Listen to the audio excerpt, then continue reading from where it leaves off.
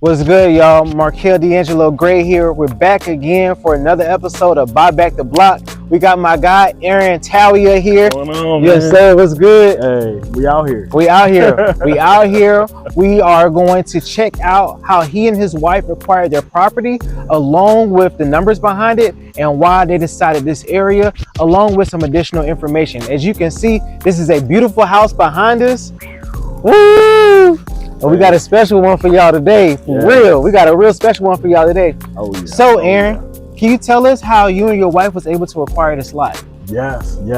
So we acquired this lot actually off of the MLS, multiple listing service. So got it off the lot MLS for $58,000. And it was a bidding war. We had to go up on our price. Wow. But we did it for a reason. Look, we saw the vision. The area is amazing. The area is amazing. Best neighborhoods in Concord. We're right next to downtown Concord, right off of Church Street as Smart. well. Main drag into the city. Okay. And we knew we had a vision of bringing modern to the city of Concord. Absolutely. And we had to get it. So not only did y'all get it, but y'all was able to make something really nice. Thank you. So y'all brought modern to Concord. Yeah. What was it about Concord that even had y'all interested? Yes, so Concord actually, my wife actually used to work in Concord. So we used to be here all the time. And I saw the potential back in 2018, 2019. I said, okay, we can do some business out here. Wow. So off of that, we said, hey, let's just go into Concord. We knew it's 10, 15 minutes from Charlotte. As y'all know, Charlotte is absolutely booming. Booming. Always booming. Yes, sir. So anything around that radius of, 45 minutes. Wow. You pretty much good. You know, pretty much so good. We said, hey, let's go to Concord. We live right in Charlotte. Take us 10, 15 minutes to get to our projects, and that's what we did. Just like that. Go to Concord. Wow. Okay, so y'all had the vision around Concord. Yeah. You knew you wanted to bring modern to Concord. Yes. You knew it was right outside of Charlotte. Yep. And Charlotte is booming, as you had stated, and as we know as real estate developers. Yep. All right. So you mentioned a bidding war. Yes. Why did you elect to even stay in the deal once you've seen other people were interested in the lot?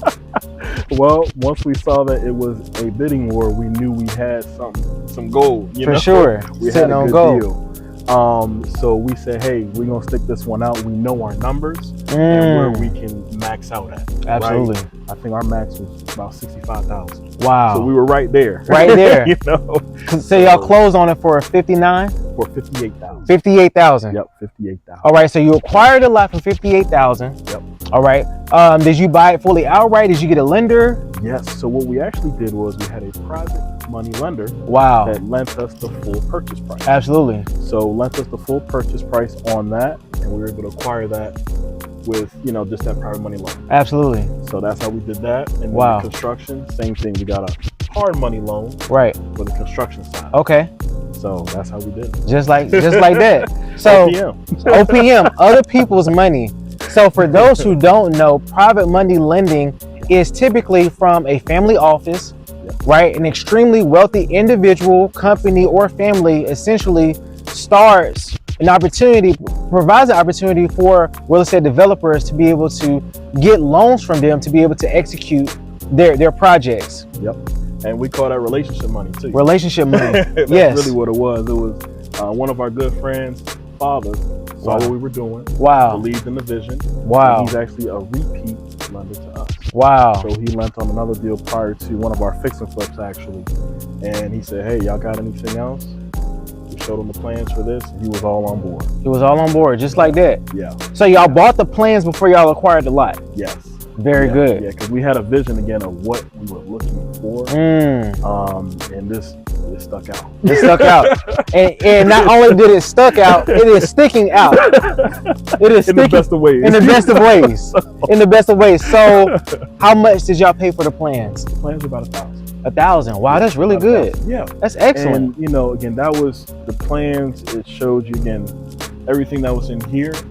That didn't include, permits and things like that. But the plans itself, blueprints, just $1,000. Just $1,000. That was also one of the websites we use. Okay, excellent. Excellent. All right, so you already had the plans before you got the lot. Yep. You were able to win the bidding war. Yes. Right? You was able to not only try to acquire the goal, but you got the goal. Yes. You got the goal, and from that point, what was the next step after you closed on a lot with the private money lender? Yes. So once we closed, we immediately filled out our permit applications, sent that into Cabarrus County or Concord. Okay. That was a waiting game. That was a waiting game. It took them about a month and a half to 2 months to approve all the plans, the permits, everything like that. Wow. So immediately went there, did that, and also started talking to some of our subs. Okay. You know, hey, we have a project coming up. For sure. Starting with the foundation guy. Okay. So setting them up. Setting them up. Yeah. So how were you able to find your subcontractors? Yes. So what we do is we usually get some of our subs from referrals. Okay. We know a lot of different developers, builders, realtors in this area. For sure. That are doing fix and flips, builds, all of that kind of stuff. So majority of our subs come from referrals. Excellent. That way we don't got to worry about, hey, is this guy good? Right. Is this guy reliable? Right. Is he who he say he is? Yes. Because we know the con and contractors is real. Yes. Ladies and gentlemen, brace yourself, because as Aaron stated, relationships are really key within this business, and allowing people to work for you who are already trustworthy, man. Yes. I mean, it allows much more peace to be had. And we know there is no price on peace. Oh my goodness. Let me say that again. Good gracious. And look, that's one of the reasons why I actually became a licensed general contractor. Wow. Too. Okay. That's another piece to the puzzle. We were tired of going through all the con and the contractors, GCs included. And so I said, hey, I can do the same thing they're doing. Same project thing. managing, they're managing the cash flow, managing the money. I can do the same thing. So really just taking that ownership. Taking that ownership. As well. Taking ownership and taking massive action to be able to execute it. Yeah. All right, so once you got your building permits, what was the next step? Yes, so once you get your permits, you can go ahead and start digging. Just like So that. we scraped the lot off and we started digging our footers.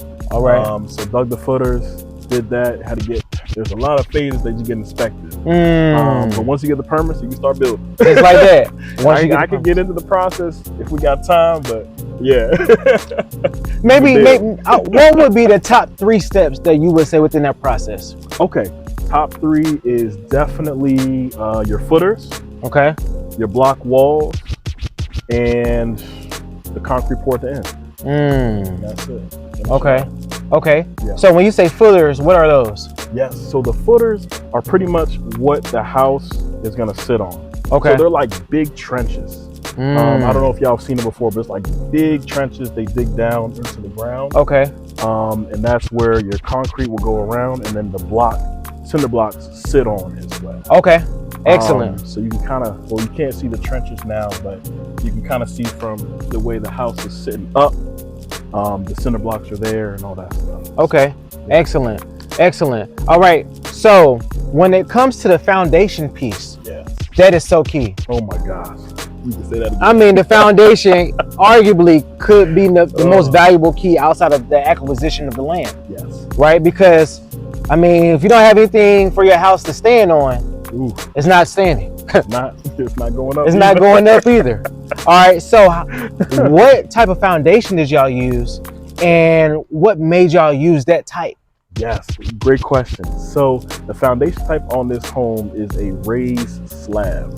The reason why we did that is purely because that's what we're comfortable with. We've done that before, and we'll keep doing it, but it's a raised slab, which pretty much means, again, we have the footers dug, cement in those footers, cinder blocks, then you have backfill, and then it's pretty much raised to the top of the cinder blocks. Okay. And then you finish it off with your concrete slab. Wow. So there's no crawl space access. It's pretty much encapsulated. It's encapsulated. Yes. All right. Yes. So can you talk about cost efficiency when it comes to foundation and other ways and other methods that maybe could have been more cost effective for you and your wife?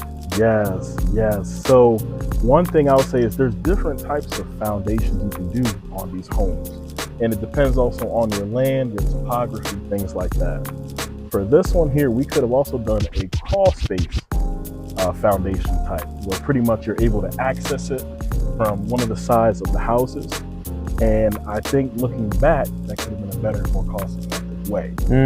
Also time saving too, because with the crawl space, you don't have as many inspections to get through. You don't have to bring in your plumbers as well. Okay. And once you finish up building up the block walls, you're pretty much good. After that, it's all the framers. They framing up your floor system, putting the I-joists in there, and then going vertical. Going vertical. So I think looking back, what I know now, we would have done a crawl space. Yes. Been out of here quicker, because the foundation was a delay, and we can talk about that too. Yes. We had a delay on the foundation because of scheduling, and our guys not being able to come out certain times. So yeah, crawl space would have been better too. Crawl space definitely would have been better, and that's okay, because that's the importance of experience. Yes. Right? Yeah. Because understanding how you could have made changes, and then just simply making those changes going forward. Yes. To allow you to become more efficient, for the project to be more cost effective, and for you to have a bigger profit margin. Yes. Right? Call it a big 3. Yep. Okay, cool. So from that point and that step, what's next? So after your foundation is done, you're gonna call your framers. You got to get your framing package out here, so you'll get your trusses, your 2x4s, all the different types of woods. Yes, well, for sure. And they'll start framing it and boxing it in. So for us, our framers, what they do is they frame up the house. Okay. They put the windows in. They put the front and back door in, as well as the roof, the shingles. Okay. So they pretty much, what we call is they dry the house in. Okay. So that way now, you know, you're good. If it's raining and stuff like that, people can still work on the inside. For sure. So, for sure. People saying, hey, it's a delay, it's raining, we can't come out. Nah. We still getting work done, even though the rain is out. Because weather can and will impact development. It's a huge And considering that is so key. Yes. Mother Nature gonna do what she gonna do. Yes. You gotta work around her. Absolutely. Absolutely. She certainly will. And Mother Nature is actually attacking my legs right now as we can speak. These mosquitoes are killing me. Just off with the fans. Oh man, that was smart. That's what I should have did. Told you, it's all good, because they are getting me. We'll charge it to the game. All right. So who provided your materials? Can you talk about that? Yeah. And why y'all elected to go with that particular company versus someone else? Yes. So for this build, what we actually did was we had 2 different areas. So we had Builders First Source and also Lowe's. Okay. So Lowe's, they have a pro side as well for builders specifically. Wow. And what they'll do is they'll price compare, price match, and try to beat the competitors out of their price. Okay. So, you know, we have Builders First Source and Lowe's, and we used a mix of both. Okay.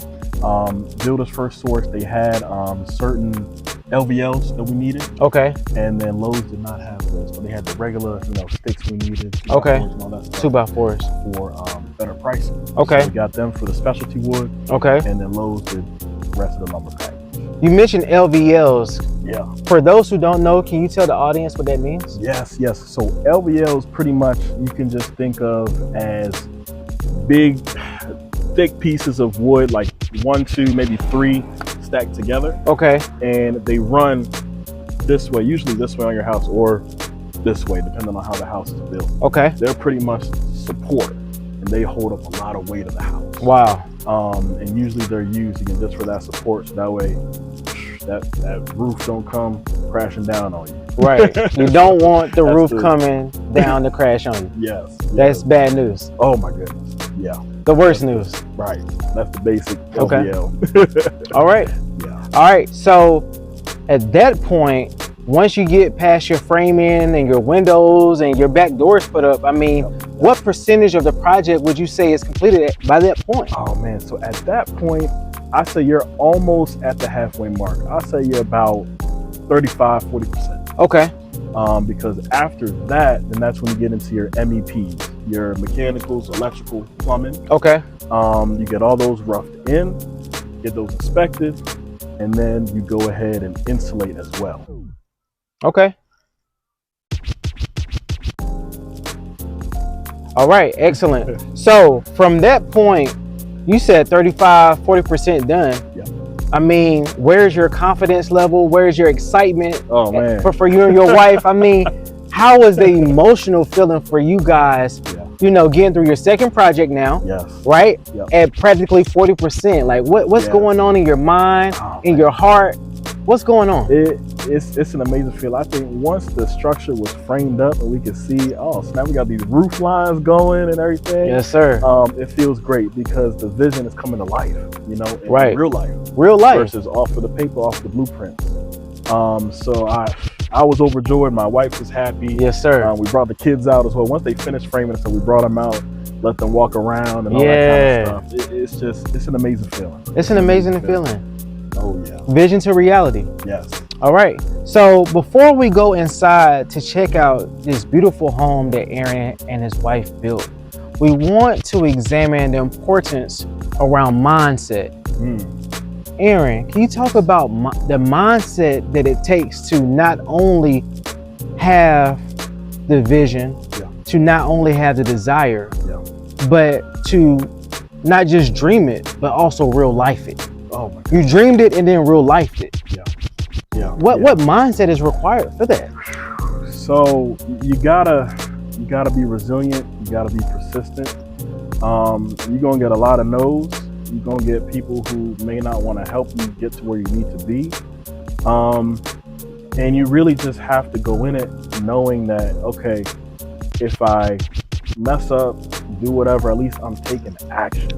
Action. You just gotta go out there and do it. Do something so that you can get to where you want to get to. This is not where we started. You know, we started wholesaling houses. Wow.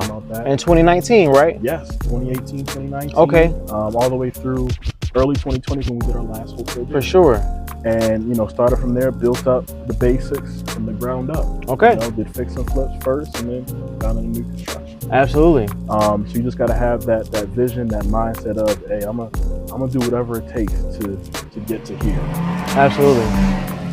That's what it's all about. So, is it fine if we go and check out the inside of the property? Oh yeah, for sure. Come on, let's go. Let's get it. After y'all, I guess I'll let y'all go in first. Absolutely. All right. So, and I'll kind of walk y'all through.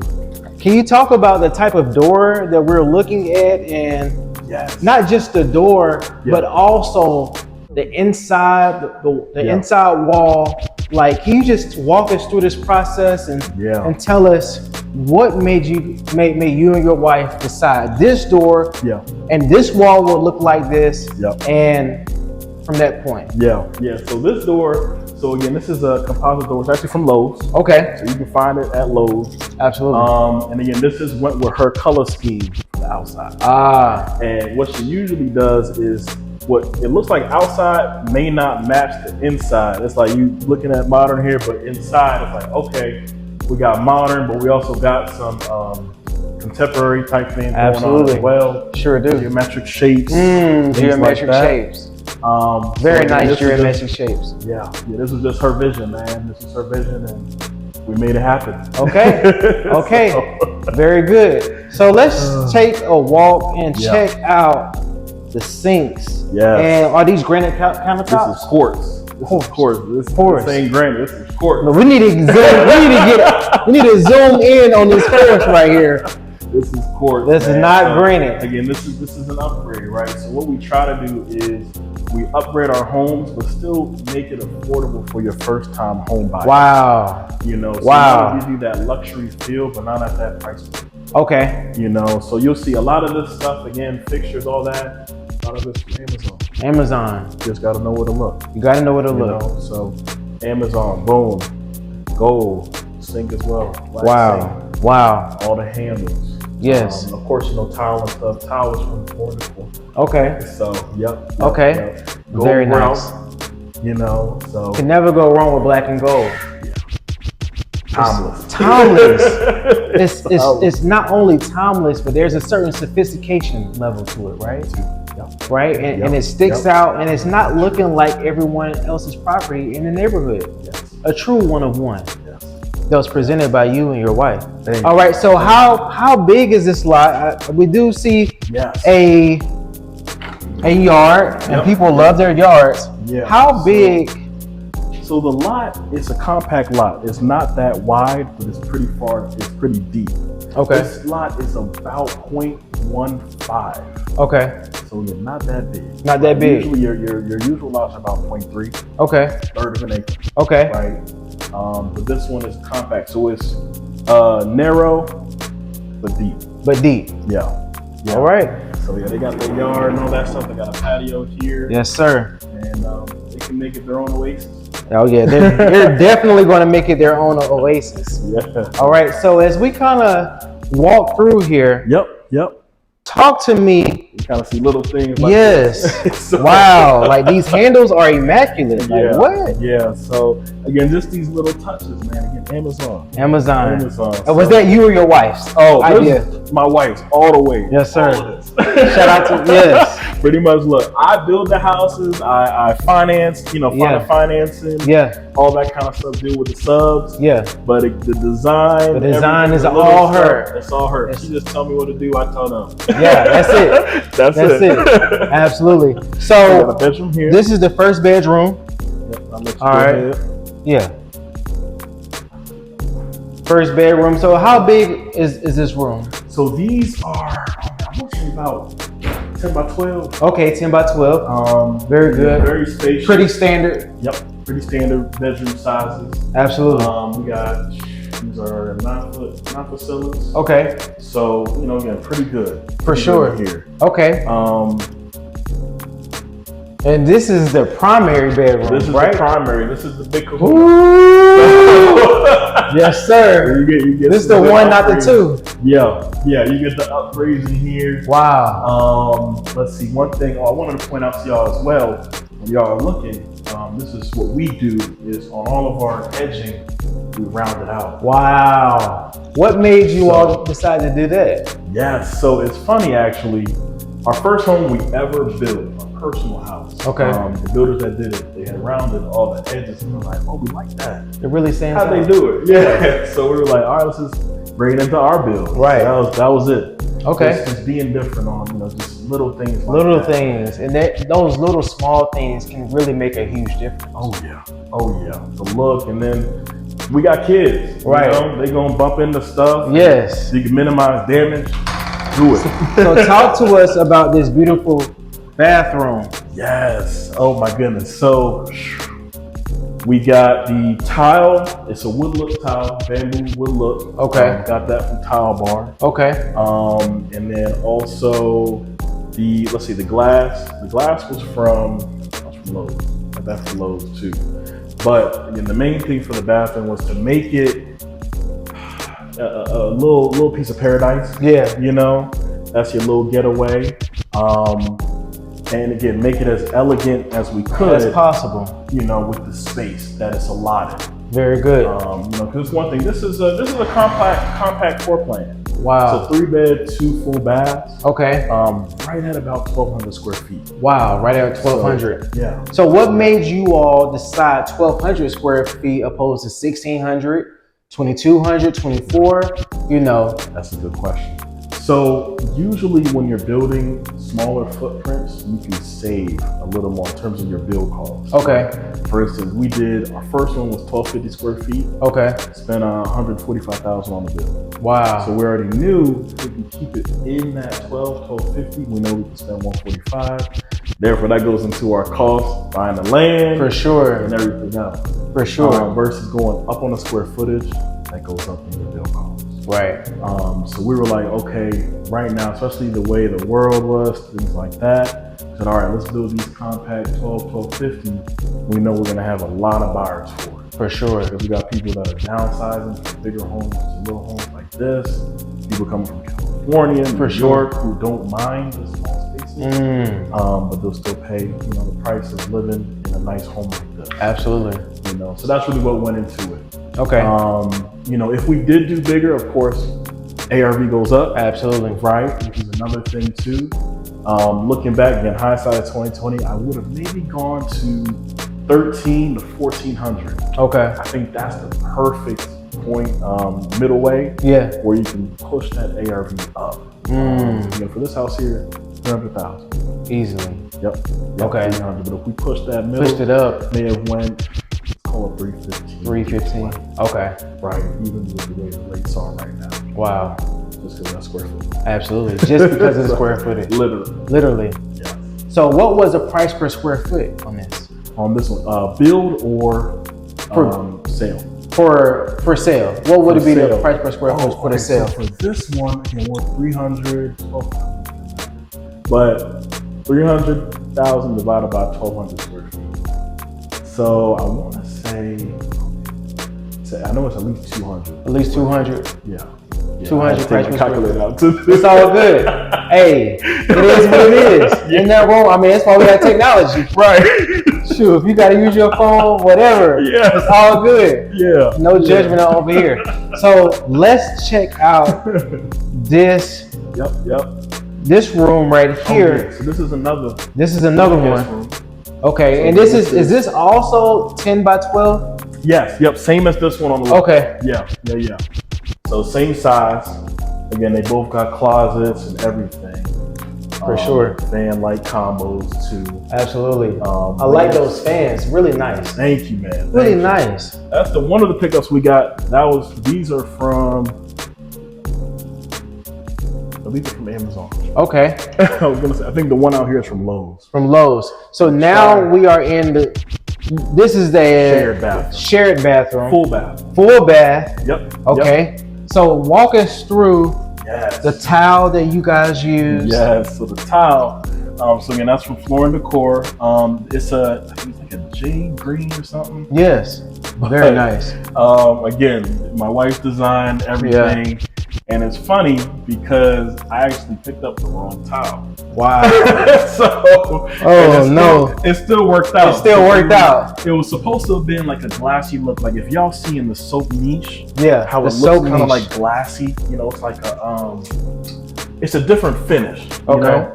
It was supposed to be that type of tile. Okay. Same like this, same rectangular shape. Yeah. It's like a glass tile. A glass tile. And unfortunately, we didn't pick that up until they installed it. My wife said, "What is this? What is this?" I said, picked up. That's what I got, babe. But look, that's why I said, look, I got to stay in my lane. Because usually she'll order that. Yeah. Absolutely. And I went ahead. I was gung ho. I said, look, we got to order this stuff today. So gotta get that today, ASAP, right now. Yeah. All right. So I noticed how the ceilings are kind of coming downward. That was a part of the house plan. That was. So what made you all decide that this is the type of house plan that you all were going to go with? Is there an HOA in this neighborhood? No HOA. Okay. We love no HOAs. Yes, we love no HOAs. Why? They try to control what you can build, right? They tell you, okay, you can only build 2 stories, right? Or you can only use this type of siding, right? You can't do black houses. It's crazy what HOAs will tell you what you can and cannot do. Absolutely. For the most part though, HOAs, they're pretty good. They'll let you do things within reason. Again, as long as you're abiding by, you gotta do 1,500 square feet house, 2-story, brick, all that kind of stuff. For sure. But no HOAs. We love it as developer builders.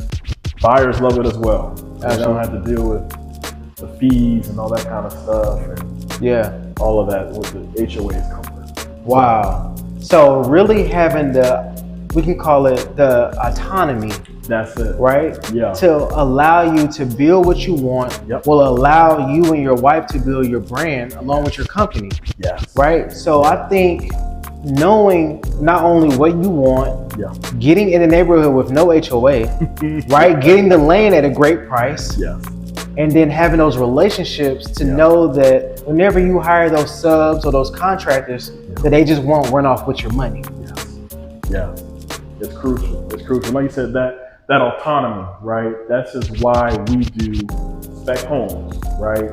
So we build spec house. We don't do, the custom and things like that. But we build spec homes with that custom feel, right? So we finish the product and then we bring the buyers in. And at that point, if you love it, you buy it. If you love it, you buy it. No questions asked. You deal with people telling you, oh, no, I want this, I want this. No, we already built it. Right.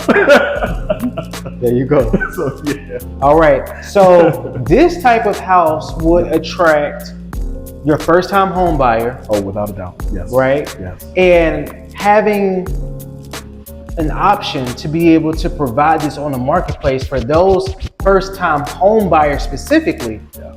Why is that so important? Oh my goodness. It's so important because one thing is You don't see this type of house every day, especially out here in Concord. Especially. I think when y'all were pulling up, y'all saw the house across the street. Yes. Right? The builder grade, the same old house. Really basic. Super basic. Right. So we made it our goal to say we're going to build different, but allow people that may not be able to get that at that price point, give them access to it. You know, there's no reason why, again, these homes can't be built and sold to these first-time home purchasers. There you go. You know, you don't have to stick to your cookie cutter stuff. Absolutely. You know, so that's really the main thing for us. And we know for us, when we first built our first house, we were like, man, I wish we could have had, you know, a nice modern home or something that would have fit our vibes. Yes. And that's what we're doing now. Is we're really just bringing that forward, and it's been amazing. It's been amazing. Wow. All right, and before we wrap up, I think it's really important to examine the beginning, Yes. right? So we're looking at your second property now. Yes. But as you stated, you didn't start here. No. Right? Not at all. You and your wife, y'all went to college, y'all graduated. And after that, can you talk about what came next to be able to get you right here? Yes. Oh my goodness. So like Marco was saying, we came down. I went to the University of Maryland, go Terps. My wife went to George Mason University. Came down and we were working the 9 to 5, right? But we realized at a point that, okay, there's more to life than just working 9 to 5 job for somebody else, right? Punching that clock, asking for PTO. So one night I came home and I searched up on YouTube. I said, how to make extra money outside of my job. Just like that. YouTube University is real. It is. Shout out to my boy Cornell. He said that all the time. Yeah. Thanks. And you know, it's a rabbit hole, right? You can find so much stuff, right? So I saw Forex, I saw the trading, yes, I saw e-commerce stuff, Amazon, all that kind of stuff, right?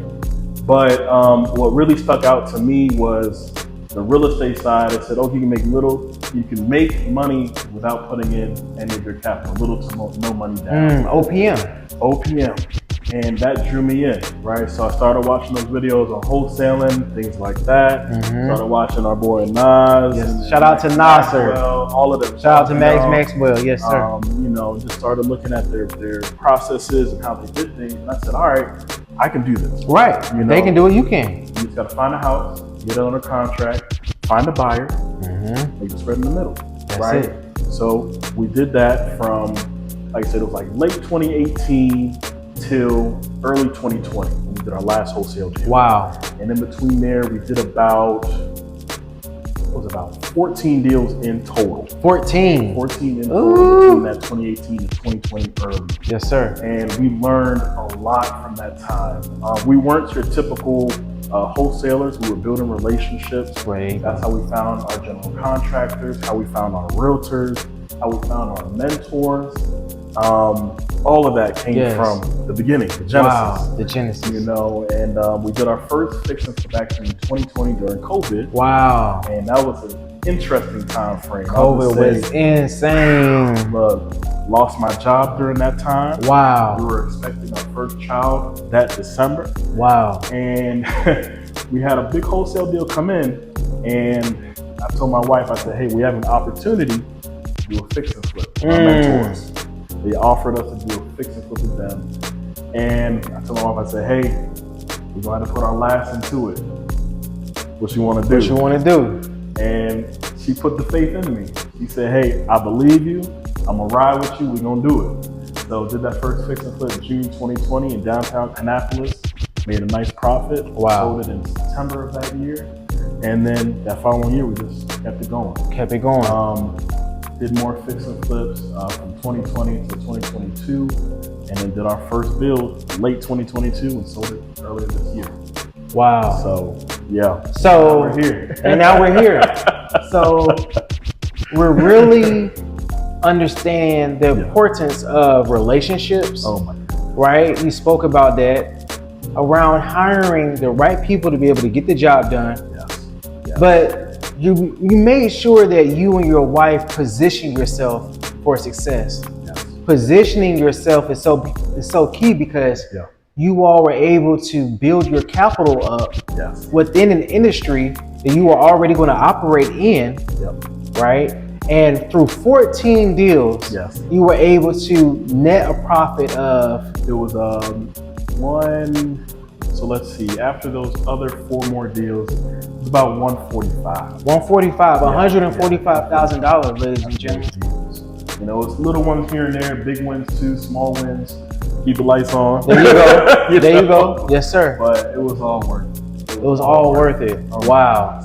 And yeah, we built up our capital, built up our business credit, and then just made people realize what we're doing, right? We were posting on social media, letting family and friends know what we do too.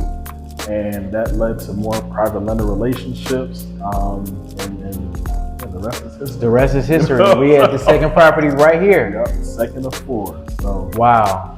Wow, that's beautiful. So, do you have any recommendations around anyone who wants to get started? Yes. If anyone who wants to get started, what would you say their first step would be or should be? So, what I would say, if you're looking to get started in this real estate development, and real estate development specifically, real estate development specifically. So, what I would say is definitely try to find somebody that's doing it at a high level and just watch what they're doing. You know, kind of educate yourself first. I think Yes. that's educate yourself first. Get that knowledge. If you can find somebody as a mentor, definitely do that. And the way you can do that is just come in and try to add value to what they're doing. Absolutely. If someone came to me and said, hey, I just want you to show me a little bit how to build this, that, and the third. Okay, well, let's start with, can you help me find some more land deals? Can you help me find some teardowns? And you find that deal, you bring it to me. I'll go ahead, I'll walk you through the whole deal. There you go. We purchase it, I'll show you the build process, all that stuff. So that's kind of, you know, being a value add. That's it. Other than that, I'll say another thing too is definitely looking at your strengths, your skill set, because like again, from my side, I'm a licensed GC, so I'm project managing a lot. I'm also raising private money, you know, talking to people. If your strong suit isn't, you know, talking to people or being personable, then make sure you partner with somebody that can do those things, right? Make sure you have that right team around you. For sure. And the last thing I'll say too is don't be scared of partnerships. Don't be scared of joint venture things as well. It's better to get that little piece of that pie versus trying to take the whole pie down and you don't know how to do it just yet. There you go. Right? There will be a time where you can take that whole thing down. That's a fact. So step by step and understanding that, hey, you're better with a piece of a watermelon than having a whole pie. I mean, if you can't even get a slice of the pie, how are you going to get a whole pie? So go ahead and get you a piece of that watermelon, which is access to, I guess, a bigger pile of money at the end, essentially. That's it. Just through collaboration. So collaboration over competition really is key. Taking massive action, having the faith within yourself, and also just getting it done by any means necessary. Yes. You got to do those late nights, do the early mornings. I've been there, I've done that, I still do it. Yes, sir. So, by any means. By any means necessary. So, Aaron, where can the people find you? Yes. You can find me on Instagram at The Real Estate Ron. Also, our business is AE Investors _. You can also find us on TikTok, YouTube, Facebook as well. All right, Aaron, thank you so much for allowing us to tour your property, to get some game from you. This was a pleasure as well, my God. And this won't be the last time. Because we got something special for y'all. Y'all stay tuned for the next one. Until next time, peace.